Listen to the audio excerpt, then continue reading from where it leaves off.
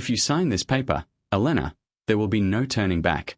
Alejandro Valdez's voice sounded firm, cold, perfectly restrained, but his eyes couldn't completely hide something deeper, a mix of wounded pride and distrust. Elena Morales' hands trembled inside the yellow household gloves. She sat in front of an impeccably white table in this enormous luxurious house in San Pedro Garza, one of the most elite neighborhoods in Monterrey. The office was flooded with natural light streaming through the huge windows. Blue walls, exquisite furniture, golden figurines perfectly aligned. Everything spoke of power, money, and perfection. Except for her, in a burgundy uniform, a slightly wrinkled white apron, and eyes full of tears, Elena seemed a painful contrast in this world. On the table lay the document, her termination notice, and in the apron pocket, the pregnancy test that had confirmed what she feared that morning. She was pregnant. But it was not the right time, not the right place, and certainly not the right man who should find out this way. Alejandro watched her from his chair, in a perfectly ironed dark grey suit, with an expensive watch gleaming in the light, and an open laptop in front of him, as if even this moment was just a minor interruption in his schedule. "I cannot tolerate disloyalty in my home," he said without raising his voice. "Everything here is built on trust." Elena closed her eyes. Disloyalty. 5 years of work here, caring for every corner. Caring even for little Sophia when the nanny was sick. Arriving before everyone, leaving after everyone. And now accused without evidence. All because of a misunderstanding, a rumor, a suspicion they didn't even give her a chance to clarify. Tears began to fall silently onto the paper. Alejandro noticed the tremble in her hand. For a second, just one. Something inside him stirred. But pride proved stronger. "Sign it, Elena. I'll pay you everything that's due. I don't want scandals." Scandals. That word pierced Elena's heart like a blade. With slow movements, she took the pen. In that moment, the world seemed to freeze. Her mind screamed. Her heart beat with force, and inside her, a new life was forming. A life this man would never guess she carried in her womb. She signed. Her name was imprinted in blue ink on the sheet. And in that same second, something invisible broke. But what Alejandro didn't know was that it wasn't the end, it was just the beginning. 5 years later, this very man would fall to his knees before her, begging for a chance that no longer existed. But before we get to that moment, you need to know the truth that no one foresaw. And believe me, when you learn it, you'll understand why that signature changed not one life, but several. Forever. If you like stories that prove life always returns what you give, subscribe right now to the channel and turn on the bell, because here every story has a lesson capable of touching your heart. And write in the comments from which city you're listening to this story. I want to read you and send a greeting in the next tale. And now let's go back to that evening that defined everyone's fate. Elena slowly rose from the chair. Alejandro looked back at the screen, as if it was all over. But then something happened that he would never forget. She dipped her hand into the apron pocket, pulled out the small pregnancy test, looked at it one last time. 2 lines. Positive. Her eyes filled with deeper tears. Not from weakness, but from fear, from uncertainty, from loneliness. Alejandro lifted his gaze with curiosity. "What is that?" Elena didn't answer. With trembling fingers, she broke the test in half. Then into 3 parts and threw it into the small trash bin by the door. That sound, the crack of plastic, was almost imperceptible, but 5 years later it would echo in a way impossible to ignore. "Thank you for the opportunity, Mr. Valdez," she said in a broken voice. "I wish you never regret the decision made without listening to the truth." And she left. The door closed softly. Alejandro froze for a few seconds. He didn't know why, but something in that farewell didn't feel like a simple dismissal. It felt like a warning. From the office window, he saw her crossing the perfectly manicured garden. Her small figure receded under the grey evening sky. He didn't stop her, didn't ask, didn't doubt. Because when you're used to controlling everything, you can't imagine losing it all. That evening, Alejandro dined alone, as always. The house was impeccable, quiet, orderly, but strangely empty. He didn't know that a few kilometers away, in the small district of Guadalupe, Nuevo Len, Elena was walking in the rain, hand on her belly, heart full of uncertainty. He didn't know that the life growing inside her would inherit his eyes, his determination, his character. And he certainly didn't imagine that 5 years later, fate would force him to confront the truth he chose to ignore that day, because some decisions seem simple when made, but time always takes it upon itself to reveal their true cost. And what happened in those 5 years changed everything. The rain poured heavily that evening in Monterey. She walked without a clear goal, holding a small bag in one hand and instinctively protecting her belly with the other. Each step seemed heavier than the last. It wasn't just physical fatigue. It was the feeling of being torn from a place she'd given 5 years of her life to. 5 years of loyalty, 5 years of silence, 5 years of unseen sacrifices. The streets of the Independencia district were wet. The asphalt gleamed under the streetlights, and the smell of damp earth filled the air. Elena cried not because of the dismissal. She cried because of the injustice. Because what Alejandro Valdez decided to see that morning wasn't the truth. It all started a week earlier. In the Valdez house, the atmosphere had become tense. Alejandro was going through a tough period in his construction company. Frozen contracts, impatient investors, endless meetings. His character became even colder, more suspicious. And when the envelope with money disappeared from his office, suspicion fell like a shadow on the one least able to defend herself, the help, the weakest link. Elena entered the office only to dust the shelves, as she did every Monday. But that time, when she left, the envelope was no longer there. No one saw her take anything, but no one defended her. The accusation wasn't direct, it was worse. It was silent. Long stares. Conversations cut short when she entered, doors closing louder than usual, until that morning when Alejandro called her to the office. "I don't want trouble, Lena. Just tell me the truth," he said without looking her in the eyes. "Mr. Valdez, I don't know what you're talking about." But he had already decided, because when a powerful man suspects, he rarely seeks evidence, he seeks confirmation of his distrust. "I prefer to end this here." And so it happened. Without investigation, without explanations, without a chance to justify herself. What Alejandro didn't know was that the envelope never left his house. It was taken by his own brother-in-law Julian, who was mired in hidden debts no one knew about. But that truth was still far from being revealed. That evening in her small two-room apartment, Elena sat on the edge of the bed. The silence was oppressive. She pulled out from her bag the only paper she kept, a copy of her dismissal. And for the first time, she let fear overtake her. She was alone, without work, without enough savings, and pregnant. The child's father had disappeared months ago when she told him the news. He didn't want responsibility, didn't want complications, and now she didn't even have a job. But amid this chaos, a decision began to form. She wouldn't seek out Alejandro, wouldn't demand explanations, wouldn't beg for justice. She would rise for her son. The following days were hard. She looked for work in restaurants, stores, homes where they paid less than half of what she earned before. Many rejected her, noticing her belly just starting to round. "We need someone available all the time. We can't risk it with a pregnant woman." Each rejection was another wound, but also a spark, because injustice doesn't always destroy. Sometimes it forges strength you didn't suspect. Months passed. Elena found work. She cleaned offices in downtown Monterey at night. The pay was low, but enough to cover the essentials. During the day, she attended free basic administration courses at a community center. While others rested, she studied.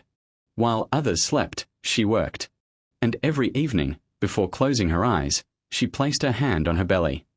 "I promise you we won't lack anything." The pregnancy went without complications. And one August dawn, under the distant sound of sirens and the ceaseless hum of the city, Mateo was born.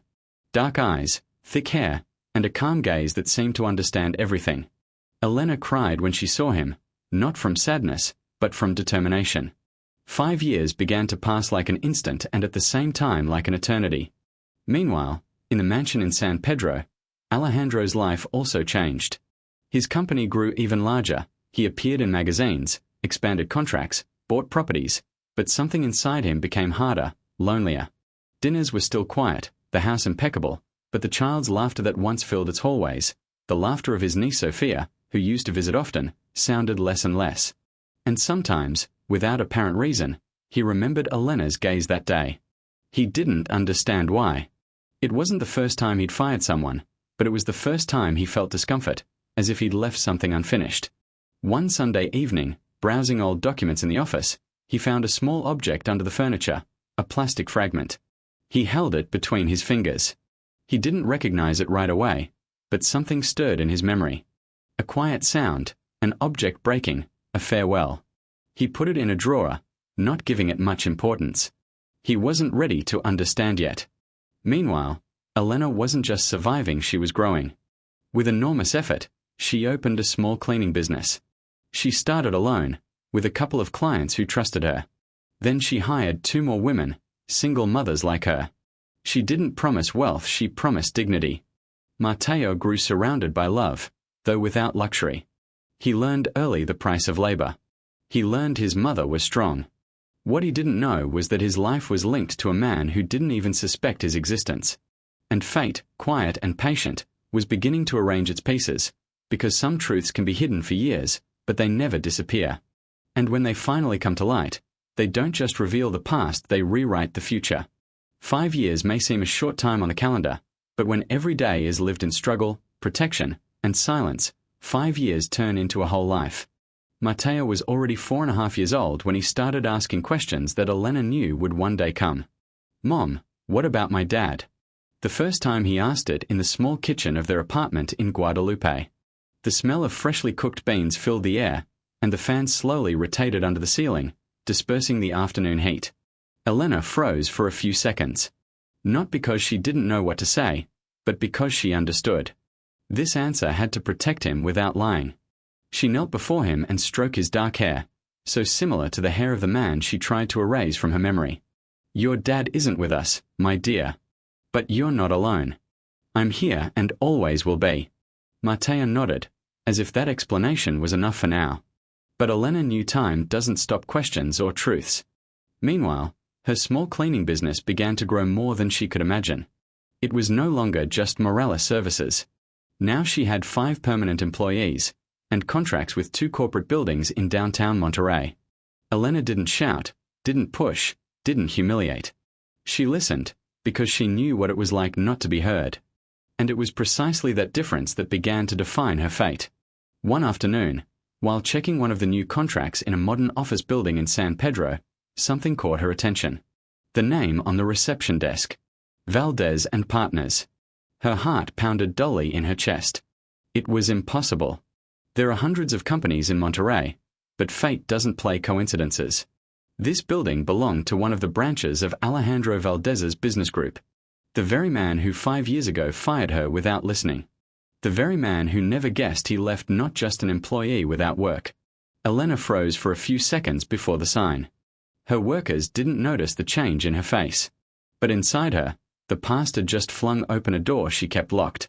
She could refuse the contract. She could avoid any connection, but something inside her whispered otherwise. It wasn't malice, not revenge. It was dignity. She had nothing to hide. She owed nothing and wouldn't let fear decide for her again. She signed the contract. What Elena didn't know was that this decision was beginning to bring together 2 worlds that never should have separated that way. Alejandro Valdez was also going through changes. His company grew, yes. But his personal life shrank to meetings, investments, and social events where he smiled more by protocol than from happiness. He tried relationships after the divorce from Camila, his ex-wife, but none worked out. Everyone told him the same thing: "You're not capable of trusting." That word echoed back: trust. 5 years ago, he made a quick decision, a practical one, a business one, but something inside him wouldn't let him forget Elena's facial expression when she signed. That look wasn't guilty, it was disappointed, and strangely, that bothered him more than anything else. One evening, reviewing old financial documents, the truth that had been buried finally surfaced. An internal audit revealed irregularities in transfers made years earlier. The name in the documents didn't belong to an employee, it belonged to Julian Rivas, his brother-in-law, the same man who had access to the office that week. The same one who disappeared months later, citing opportunities abroad. Alejandro felt the blood drain from his face. The numbers didn't lie, the dates matched. The money never left the house through strangers' hands. It left through his own family's hands. The office silence became heavy, too heavy. And for the first time in 5 years, Alejandro realized what his pride hadn't allowed him to accept before. He fired an innocent woman. He leaned on the table, tried to recall every detail of that day. The tremble of her hand, the tears, the object she broke before leaving, the plastic fragment he still kept in the drawer.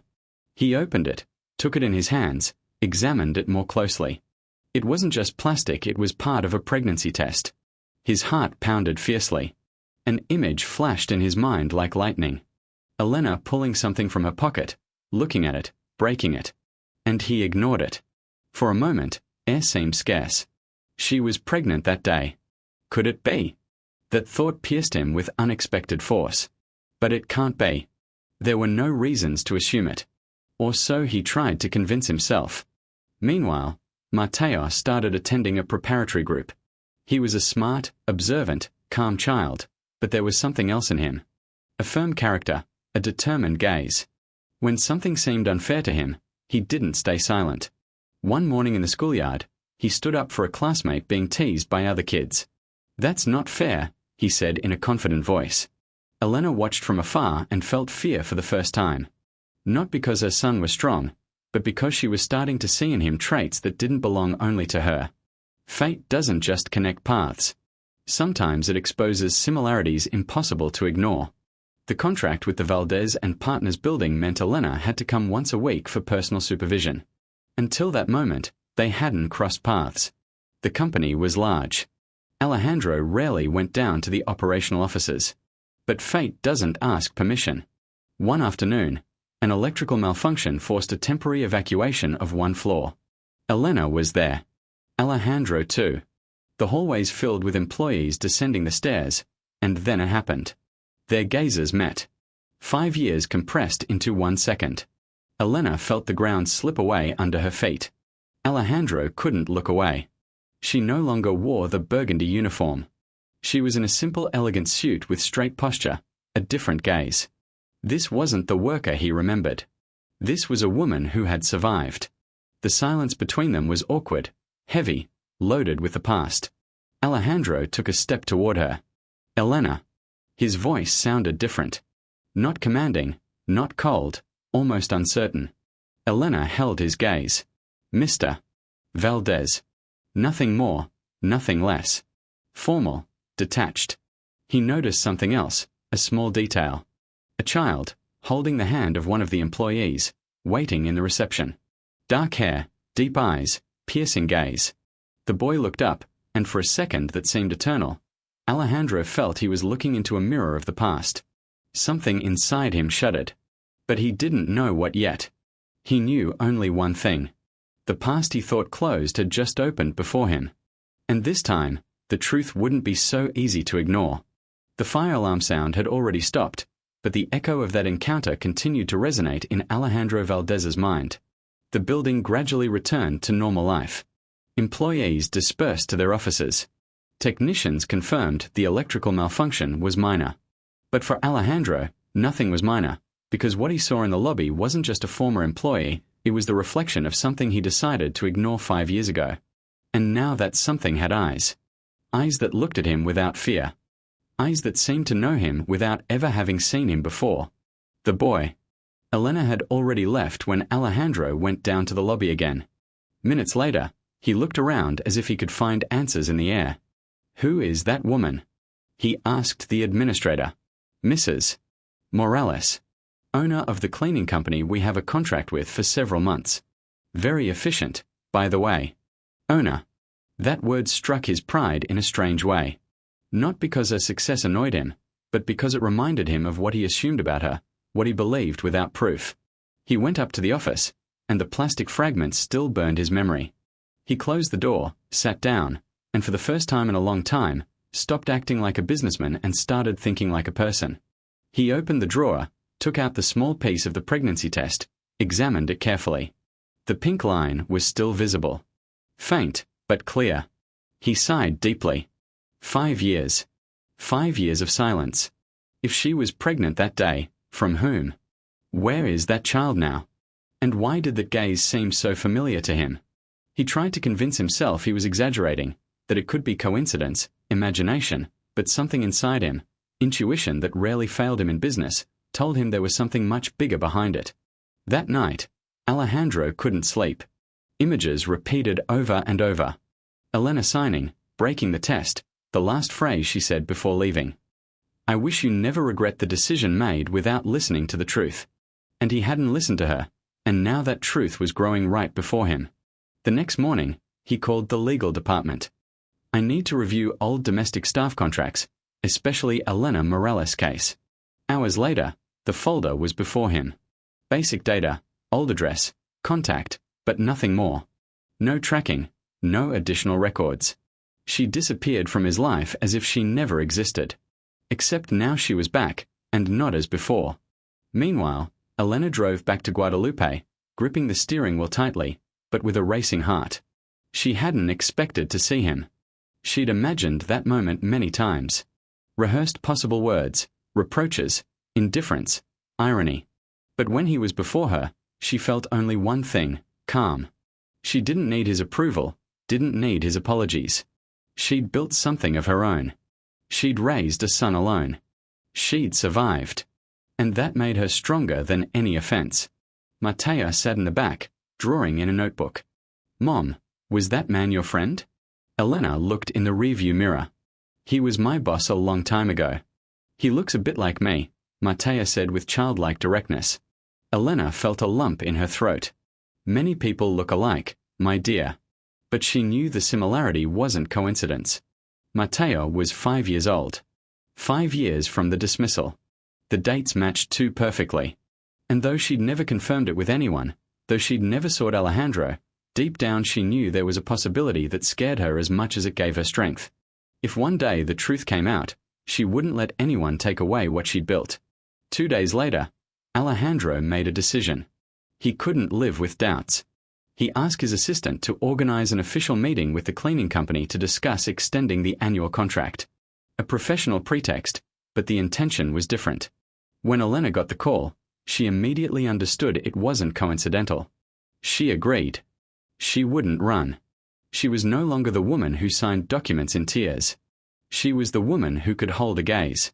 On the meeting day, the sky over Monterey was cloudless. Elena chose a simple and elegant dark blue suit. She tied her hair in a low ponytail. Nothing flashy, nothing fragile. She entered the building with a confident step. Alejandro waited for her in the conference room. When the door closed and they were alone, the air changed. Thank you for coming, Elena. It's part of the contract, Mr. Valdez. He noticed the formality, the distance, the impeccable professionalism. But he also noticed something else. Confidence that wasn't there before. They reviewed figures, discussed metrics, quality standards. All correct, all impeccable. Until Alejandro set the pen on the table. There's something else I want to ask. Elena held his gaze, not blinking. I'm listening. Alejandro sighed deeply. That day, 5 years ago, you were pregnant. The silence was absolute, heavy, final. Elena showed no surprise, just a pause, an internal decision. That's no longer your business, Mr. Valdez. The answer was firm, but not aggressive. Alejandro felt the blow. I need to know the truth. The truth didn't interest you 5 years ago. That phrase became a mirror, and this time Alejandro couldn't look away. I was wrong, he admitted finally. Those words seemed to cost him more than any $1,000,000 negotiation. Elena watched him silently. For the first time, she heard him admit a mistake. That doesn't change the past, she said. Maybe not, but it can change the future. Elena felt her heart pounding, because she understood what he was hinting at, and she understood the risk. Matteo wasn't a figure on a business chessboard. He was a son, her world. My son has a stable life, she said finally. He doesn't need confusion. Alejandro felt the word son sink into his core. He didn't ask directly, but the confirmation was implicit. 5 years. 5 years without knowing. 5 years without responsibility. Is he mine? He asked finally, in a barely audible voice. Elena held his gaze, and in her eyes there was no hatred. There was truth. That's something you should have thought about before firing me without listening. Silence filled the room again, but this time it wasn't empty silence. It was silence containing revelations, ready to burst forth, because truth, when it finally comes to light, doesn't ask permission. And Alejandro was on the verge of realizing that some decisions cost not just money, they cost time, they cost bonds. They cost years that never return, and what would follow would change not only his life. It would change the fate of a child who still didn't know who he really was. The question hung in the air like a sentence. Is he mine? Alejandro barely recognized his own voice saying it. It no longer sounded firm, not commanding. It sounded vulnerable. Elena didn't answer right away. She looked at him as if evaluating not just the question, but the man asking it. 5 years ago, he didn't want to listen to her. Today he wanted answers. But answers don't always come in the order you want. My son is not a business matter, she said finally with a composure that disarmed any attempt at pressure. He's not a number. He's not a mistake. Not a problem to solve. Alejandro lowered his gaze for a moment. He wasn't used to losing control of a conversation. But this time it wasn't negotiations. It was something much more delicate. I don't want to solve it as a businessman, he said with unexpected honesty. I want to understand. Elena sighed deeply. She could lie, could evade, could close that door forever. But she also knew living while running from the truth was never her character. Yes, she said finally. One single word, enough to shift Alejandro's world axis. Yes. The air seemed to leave the room. External sounds hushed, and for several endless seconds, Alejandro couldn't move. A son. He had a son. 5 years. 5 years growing without him. 5 years in which he wasn't there. Not at the birth, not the first steps, not the first words. He felt a blow to the chest. Something deeper than surprise. Guilt. Raw, uncovered guilt. Why didn't you tell me? He asked in a broken voice. Elena looked at him without hesitation. I tried to that day. The memory returned like lightning. The pregnancy test, the sound as it broke, the farewell. And he too proud to listen. I tried to say something, but the words crumbled. Elena continued without bitterness, but not softening the truth. I didn't need your money. I needed you to trust me. But you chose to believe suspicion, not 5 years of honest work. Alejandro felt each phrase was a painful mirror, because it was true. He acted quickly, coldly, defensively, and never checked anything, never demanded proof, never dug deeper than his wounded intuition. The money that disappeared, I didn't take it, added Elena with firmness. You know that now, right? Alejandro nodded slowly. Yes, I know. Julian's name returned to his mind with bitterness. He protected the wrong person and accused the one he shouldn't have. The irony was cruel. Mateo is 5 years old, continued Elena, saying the name with tenderness. He's smart, noble, with character. Alejandro mentally repeated the name. Mateo, his son. He had a name, a history, a life, and he wasn't part of it.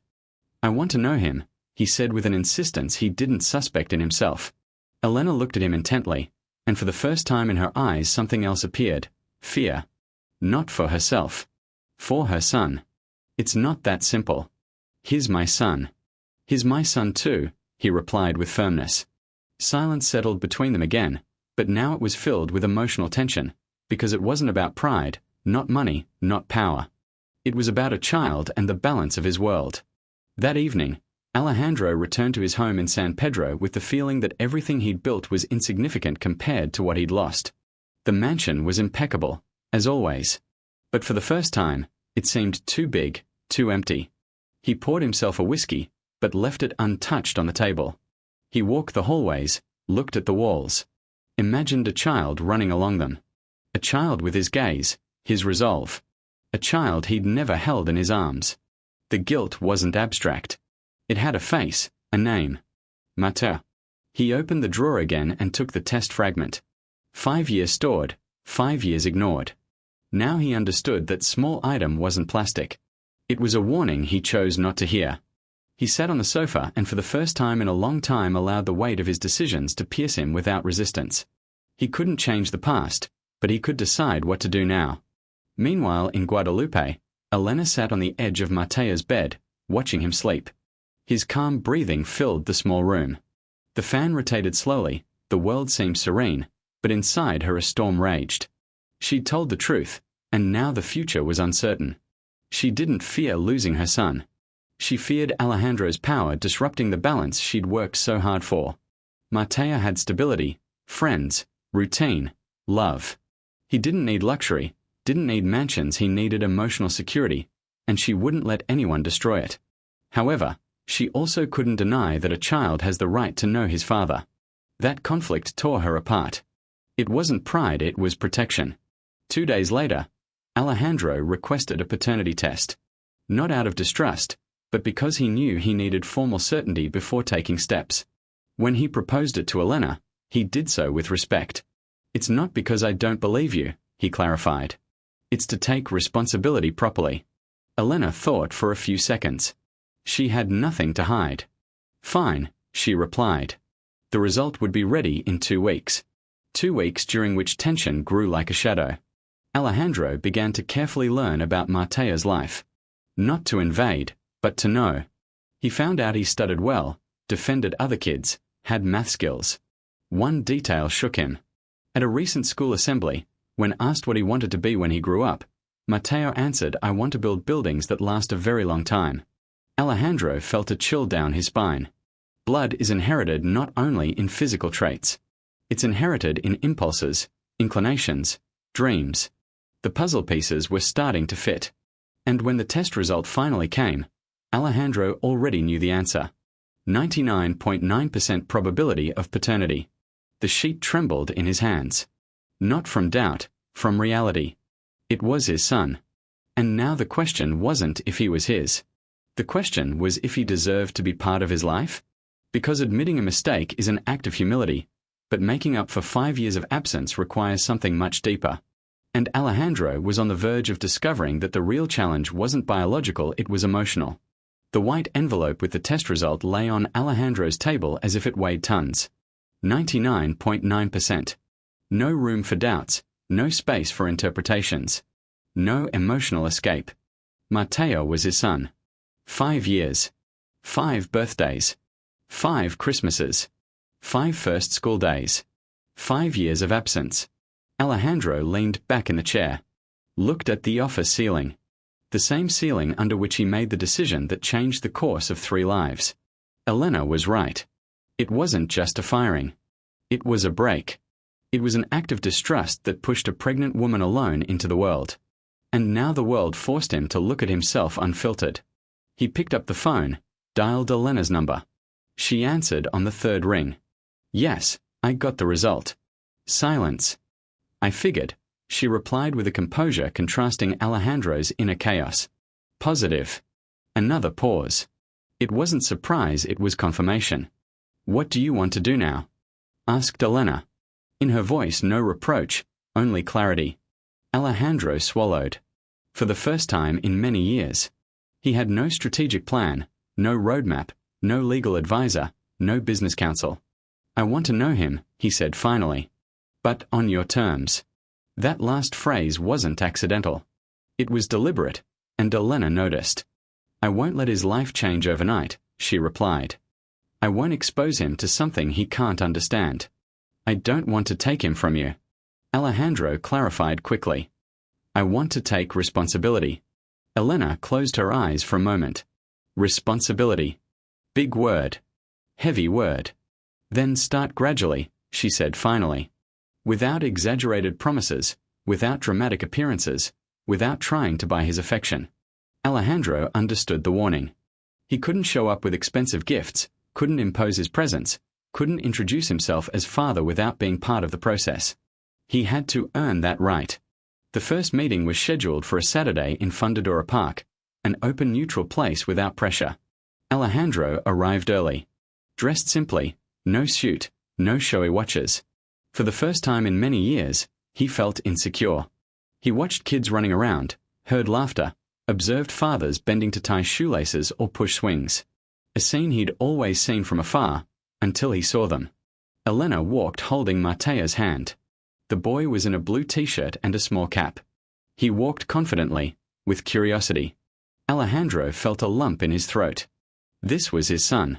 Not an idea, not a probability. A real child. Breathing, smiling. Elena approached first. "Matteo, this is Alejandro." He's a friend. She didn't say your father. No. Not yet. Matteo looked up. Looked at Alejandro without fear, without rejection, only with curiosity. Hi, said the boy. The voice was soft, but firm. Alejandro had to hold back the urge to hug him. Hi, Matteo, he replied, trying not to let his voice tremble. The boy tilted his head slightly. Are you the man from the big building? Alejandro blinked surprised. Yes, I work there. Mom says you have to do your job well so things last long. Alejandro looked at Elena for a second. That advice wasn't random. It was constant guidance. Do everything well, even when no one is watching. They talked about simple things: school, soccer, drawings. Matteo mentioned he liked tall buildings. I like imagining how they hold up, he explained. Everything has to be well connected, or it'll collapse. Alejandro felt that phrase didn't just speak of architecture, it spoke of bonds. It spoke of decisions, and he knew his mistake had been breaking something fundamental. The meeting lasted an hour. Without drama, without revelations, without confessions. But something changed. Matteo still didn't know who Alejandro really was, but Alejandro already knew who he wanted to be. Not a businessman, not a powerful man. A father. The following weeks were slow building. Alejandro started going to the park every Saturday. Played with Matteo, listened to him, answered questions. Never imposed closeness, never tried to assert authority. And something unexpected happened. Matteo started seeking him out himself. Will you come Saturday, Alejandro? He didn't say Dad, but he waited for him. One day, while drawing at a park table, Matteo looked up and asked, Why weren't you here before? The question came direct, without accusation, without anger. Just childlike truth. Alejandro looked at Elena. She didn't intervene. It was his moment. I made a mistake a long time ago, he said honestly. I didn't listen to something important. Matteo looked at him silently. And now you listen? Childlike directness can be ruthlessly precise. Yes, replied Alejandro. Now yes. Matteo nodded. He didn't need more complex explanations. Children understand the present better than the past. One afternoon, after several weeks of meetings, Elena decided it was time to tell the whole truth. She sat Matteo on the small living room sofa. Alejandro was there too. The air was electrified with nerves. Matteo, Elena began. Alejandro isn't just a friend. The boy looked at them alternately. He's your dad. Silence stretched. Matteo frowned slightly. He didn't cry, didn't scream, didn't react like in movies. He thought, looked at Alejandro. Is it true? Yes, he replied unfiltered. I'm your dad. Matteo lowered his gaze, processed the information. And why weren't you here? The question returned, this time deeper. Alejandro didn't seek excuses. Because I was wrong, and it took me time to understand. Matteo observed him a few more seconds, then did something unexpected. He stood, approached him, and hugged. The hug wasn't tight, it was short, but enough to bridge 5 years of distance. Elena felt her heart overflow. It wasn't automatic forgiveness, not an instant happy ending. It was a real beginning. That evening, Alejandro returned home and for the first time in a long time didn't feel emptiness. Because now he knew there was something greater than his achievements. A second chance. But he also knew redemption isn't proclaimed, it's proven. And he was ready to prove it, because the whole truth had come out. And this time he wasn't going to ignore it. Matteo's hug was short. But for Alejandro, it meant what no $1 million contract ever gave him. A chance. It wasn't absolution of sins, not forgetfulness. Dad, look. Alejandro felt the world stop for a second. Dad. Simple word, but full of meaning. Elena watched from some distance. Not from distrust, but for protection. She didn't want to interfere, but wouldn't allow Matteo to build fragile expectations. Alejandro began to participate truly. Went to school meetings, sat in the stands during kids' soccer games. Listened as Matteo enthusiastically told how he imagined buildings with invisible bridges connecting them. One day at a school exhibition, Matteo presented a drawing. It was a big building with many windows and 3 figures holding hands in front. The teacher smiled. Who are they? Matteo answered naturally. My mom, my dad, and me. Alejandro felt a mix of pride and pain, because that drawing depicted what was still being built. They weren't a traditional family, didn't live together, didn't share a roof, but shared something more important, the decision to try. However, not everything was easy. The surroundings reacted too. Some mothers at school started whispering. Some of Alejandro's acquaintances judged the scandal. A secret son, 5 years hidden from a former employee. Alejandro heard comments he'd ignored before, but now couldn't, because those words touched not just his reputation, they touched his son. One evening during a business dinner, one partner hinted with a mocking tone, I suppose now you're more careful with domestic staff? The remark caused awkward laughter. Alejandro set his fork on the plate, looked straight at the man. I made a mistake many years ago, he said firmly. And the woman I unjustly accused is today the mother of my son. If anyone has something to say it with respect. Silence fell instantly. For the first time, he defended not his reputation, he defended Elena's dignity, and that was a real change. Elena also faced her internal conflicts. She wasn't used to sharing decisions with someone. She'd been mother and father for 5 years. Now she had to learn to yield space. One afternoon, Matteo ran in excited. Dad says I can go to his big office on Friday. Elena felt a slight sting in her chest. Not jealousy, fear. Alejandro's world was different. Brighter, wider, more enticing. But she remembered what she'd learned the hard way. Love isn't measured in rivalry, but in stability. Good, she replied with a soft smile. But then tell me everything. The office visit was astonishing. Matteo walked with eyes wide in wonder. Looked at blueprints, models, miniature buildings. Alejandro took him to his office. The same office where 5 years ago he fired Elena. For a moment, the memory hit him, but now the picture was different. Matteo sat in the big chair, spun gently, laughed. Do you work here? Yes. Is this where you made the mistake? The question was direct. Alejandro smiled honestly. Yes, this is where it was. Matteo looked at him thoughtfully. Then good that now you're fixing everything. Children have an amazing ability to simplify the complex, fix everything. That's exactly what he was trying to do. But the real test came months later. A school conflict. An older boy started teasing Matteo for having 2 homes. And for being the boss's son. Matteo came home confused. Is it bad to have 2 homes? Elena hugged him. No, my dear. Bad is when there's no love. That evening, Alejandro talked to him. You can't control what others say, he explained. But you can decide who to be. Matteo nodded. I'm strong, he replied. Yes, you're strong. Alejandro understood then that being a father isn't just being present, it's accompanying, guiding, listening. Over time, they started celebrating dates together. Birthdays, Christmas, ordinary days turned into memories.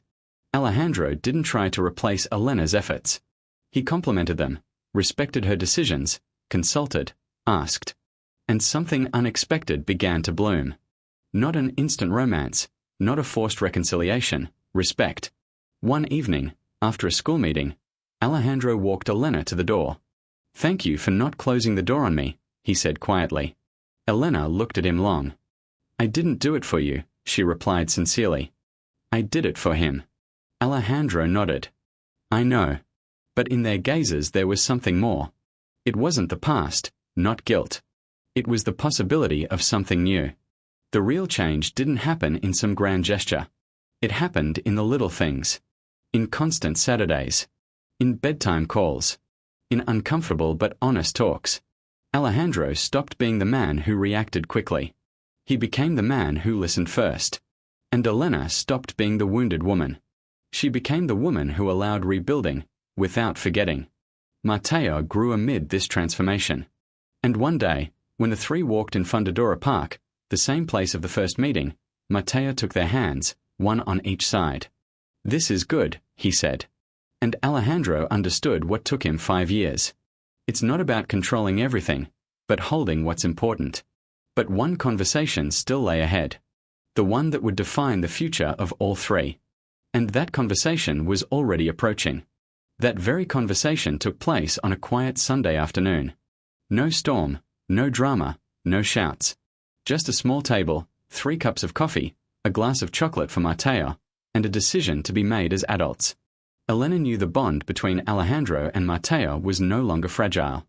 It was real. There was consistency, presence, responsibility. But something important still needed defining. What would the future be? Matteo sat on the floor building a tower with wooden blocks. Alejandro watched him with a light smile. Elena sighed deeply. "We need to talk," she said calmly. Alejandro nodded. "I know." Matteo looked up. "Is it something bad?" "No, my dear," replied Elena. "It's something important." Alejandro leaned forward slightly. "Matteo, I want to ask you something." The boy looked at him attentively.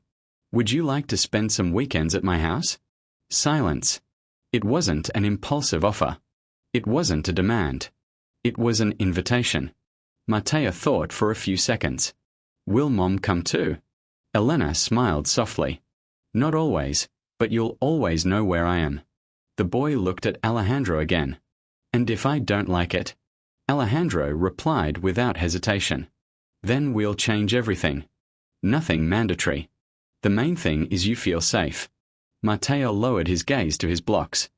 "I want to try." Elena felt a mix of excitement and dizziness.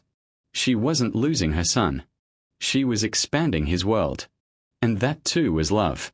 The first weekends at the San Pedro house were unusual. The mansion that once seemed cold began to transform. Alejandro asked to set up a room. Not with excessive luxury, not with flashiness, but with warmth. Photos, books, toys, bright colors. Matteo walked the hallways with curiosity, but without excessive awe, because he'd learned something important. Value isn't in the house's size, but in who waits inside. One evening, as they watched a movie in the huge living room, Matteo snuggled beside him. "Dad." That word was no longer timid, it was natural. "Yes." "Do you regret?" Alejandro looked at him surprised. "What?" "Not listening to Mom." Childlike honesty pierced him again. Alejandro didn't soften the truth. "Yes, I regret." Matteo looked at him a few more seconds. "Then everything's good." "Everything's good." "Yes, because now you listen." That phrase was stronger than any formal forgiveness. Elena was also going through her own process. Weekends alone were quiet, but not empty. She knew her son was fine, and gradually began to see something different in Alejandro. Not the arrogant man who fired her, but the man who learned, the man who apologized without excuses, who took responsibility without conditions. One afternoon, while Matteo slept at the San Pedro house, Alejandro invited Elena to dinner on the terrace. Not as a couple, not out of duty, but as two adults united by something priceless. They talked about the past, without shouts, without reproaches. "I can't change what I did," said Alejandro sincerely. "But I can make sure I never repeat it." Elena looked at him long. "What you did made me stronger," she replied. "But I don't thank you for the pain. I'm grateful for what we learned afterward." In those words was truth. They didn't romanticize suffering, they acknowledged transformation. Over time, their relationship evolved without rush, without loud promises. They learned to communicate, make decisions together, respect boundaries. It wasn't an automatic twist to love. It was a new build, more aware, more mature, more honest. And Matteo grew, watching something foundational. That mistakes don't define forever, that people can change, that pride can be broken, that humility can restore. 5 years ago, a crying woman signed her dismissal, broke a pregnancy test, and walked out under a grey sky, believing she'd lost everything. But life didn't end there. Because what seemed defeat became the start of strength no one could take from her. And the man who thought he controlled everything understood true leadership begins when you admit your mistake. One spring day, the three returned to Fundadora Park. The same place of the first meeting. The same bench, the same lake reflecting the sky. Matteo ran a few meters ahead. Alejandro and Elena walked slower. "Do you understand?" said Alejandro quietly. "What?" "That day in the office was the worst in my life and at the same time the beginning of changes I needed." Elena looked at him calmly. "Unfair decisions always have consequences. The difference is what we do when we realize the harm caused." Alejandro nodded. Matteo ran back to them. "Come on," he shouted. "The last one buys ice cream." All three quickened their pace. Not as a perfect family, not as a fairy tale story, but as people who chose to grow. Sometimes we think losing control is the worst possible scenario. But what's truly dangerous is not listening. Not listening when someone tries to explain. Not listening when truth is right before us. Not listening when pride speaks louder than the heart. Elena lost a job, but gained dignity. Alejandro lost 5 years, but learned to be a father. And Matteo grew understanding what many adults forget. That love can't be imposed. It's proven by actions. That responsibility can't be bought, it's taken on. And that always there's a second chance, if we are ready to truly change. Because in the end, it doesn't matter how many homes we have, how much money in the account, or how many mistakes we've made. What's truly important is if we have the courage to fix what we destroyed. And you, listening to this story, remember one thing. Never make decisions without listening first. Never let pride decide for you. And never underestimate the power of a second chance. Because life always returns what we sow.